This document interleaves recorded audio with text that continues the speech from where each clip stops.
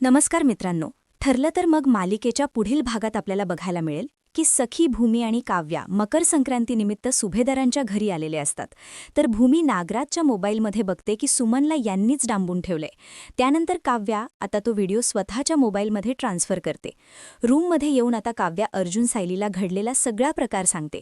तर अर्जुन म्हणतो की आपण डायरेक्टली नागराज काकाला विचारलं तर तो आपल्याला काही सत्य सांगणार नाही. त्याचमुळे अर्जुन आता एका दुसऱ्या नंबरने नागराजला फोन करून सांगतो की सुमन इथून पळून गेली आहे.